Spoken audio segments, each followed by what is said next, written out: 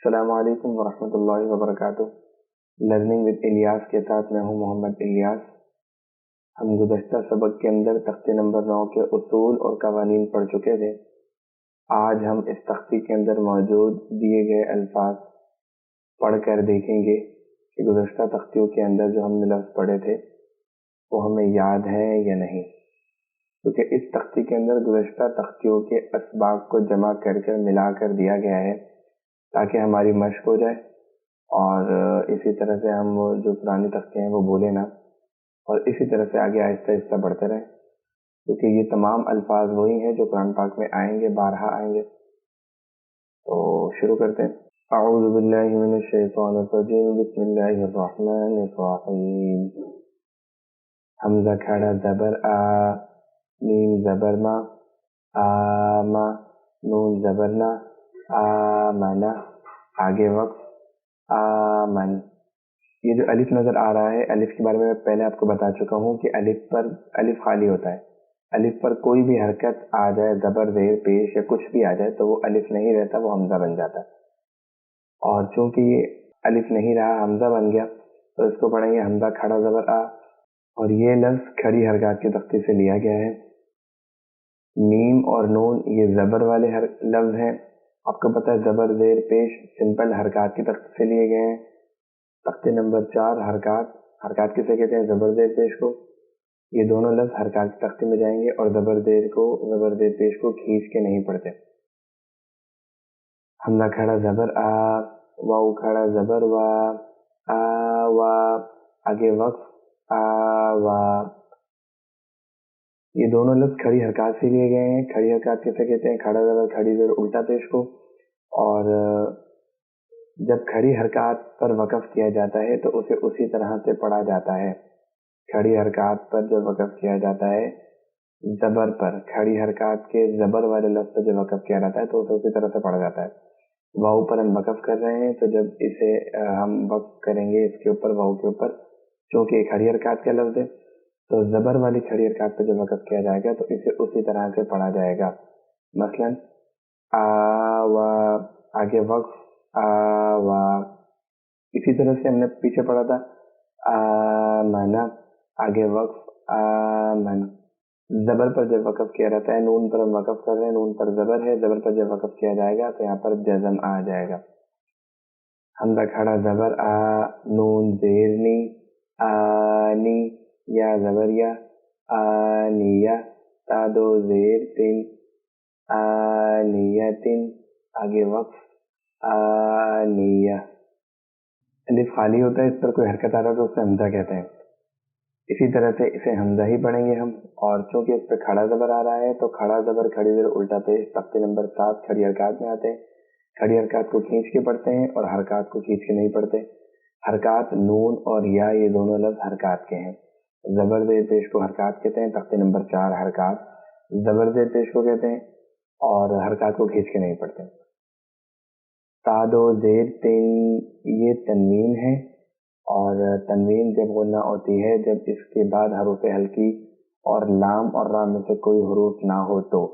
اب چونکہ تنوین کے بعد حمزہ آ رہا ہے اور یہ حمزہ حروف ہلکی کہلاتا ہے، حروف ہلکی میں سے کہلاتا ہے، تو لہذا ہم یہاں غنہ نہیں کریں گے، ٹھیک ہے۔ اور اس کے علاوہ گولتا، اسے گولتا کہتے ہیں، اسے گولتا کہتے ہیں۔ جب گول تا پر وقف کیا جاتا ہے تو اسے ہا پڑھتے ہیں۔ مثلا آنیتن، آگے وقف آنیہ۔ حمزہ کھڑی زیر ای، لام کھڑا زبر لا، ایلا، فا زیر فی، ایلافی۔ دوبارہ وہی بات میں بتاؤں گا کہ کھڑا زبر کھڑی زیر الٹا پیش کو کھڑی حرکات کہتے ہیں، اور یہ تختی نمبر 7 کی تختی ہے اور اسے کھینچ کے پڑھتے ہیں۔ حمزہ اور لام یہ دونوں کھڑی حرکات کے لفظ ہیں، انہیں کھینچ کے پڑھا جائے گا۔ فا جو ہے یہ حرکات کی تختی کا لفظ ہے اور حرکات کو کھینچ کے نہیں پڑھتے۔ البتہ جب فا پہ وقف کیا جائے گا تو اس پر جزم آ جائے گا۔ زبر زیر پیش پہ جب بھی وقف ہوگا تو اس لفظ پر جزم آ جائے گا۔ مثلا ایلافی، آگے وقف ایلاف۔ حمزہ یا زبر ای، نون زبر نہ، اینا، آگے وقف عین. اگر ہم صرف حمزہ کو کنسیڈر کریں جو کہ غلط ہوگا، صرف میں سمجھانے کی حد تک آپ کو بتا رہا ہوں کہ زبر کو صرف دیکھا جائے تو یہ حرکات کا لفظ ہے. زبر زیر پیش حرکات کو کہتے ہیں. تختے نمبر 4 حرکات اسے کھینچ کے نہیں پڑھتے.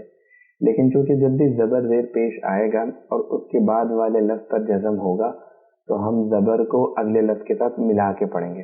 ٹھیک ہے، یہاں پر جزم ہے. جزم کا مطلب ہوتا ہے کہ پچھلے لفظ کے ساتھ ملا کے پڑھا جائے.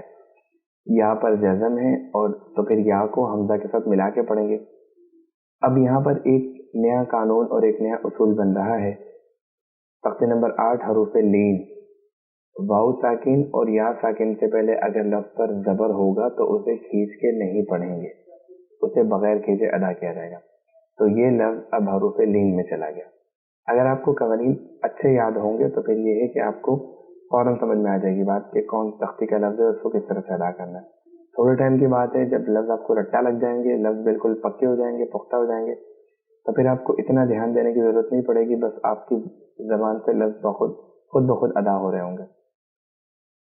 خیر، یہ لفظ حروف لین کے حروف لین کو کھینچ کے نہیں پڑھتے. اور نون جو ہے یہ زبر والا لفظ ہے. زبر حرکات کو کہتے ہیں اور حرکات کو کھینچ کے نہیں پڑھتے.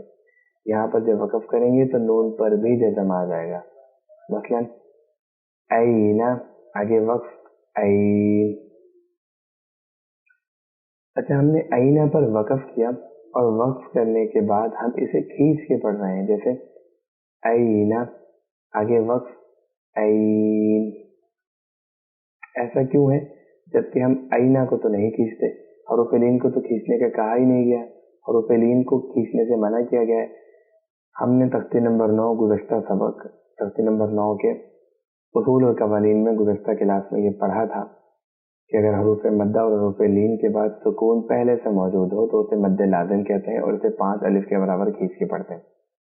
اور اگر یہ سکون وقف کی وجہ سے پیدا ہو رہا ہو تو اسے مد وقفی یا مد عارضی کہتے ہیں. یہاں پر سکون جو پیدا ہو رہا ہے، حروف لین کے بعد جو سکون پیدا ہو رہا ہے وہ وقف کی وجہ سے پیدا ہو رہا ہے تو اسے مد وقفی یا مد عارضی کہیں گے. اس وجہ سے اسے کھینچ کے پڑھا جا رہا ہے، جبکہ حروف لین کو بغیر کھینچے ادا کیا جاتا ہے.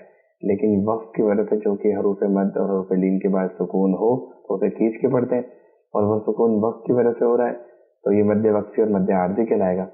اور یہ اصول ہم گزشتہ کلاس میں پڑھ کر آ چکے ہیں. اگر کسی کو میری کوئی بات سمجھ میں نہ آ رہی ہو جس طرح کہ میں جلدی جلدی بتا رہا ہوں تو وہ گزشتہ کلاس سن لے، سمجھ لے، تاکہ آگے آنے والی کلاسوں کے اندر اسے پریشانی نہ ہو. اسے کس طرح سے پڑھیں گے؟ اینا، آگے وقف عین. آج تک کے لیے اتنا ہی. امید ہے آپ ان تمام الفاظ کو جو آج پڑھے ہم نے انہیں صحیح طرح سے یاد کر لیں گے تاکہ آگے آنے والی مزید کلاسوں کے اندر آپ کو مزید پریشانی نہ ہو. تو ملتے ہیں آپ لوگوں سے ایک نئی کلاس میں ایک نئے سبق کے ساتھ. جب تک کے لیے اپنا خیال رکھیے گا. اللہ حافظ.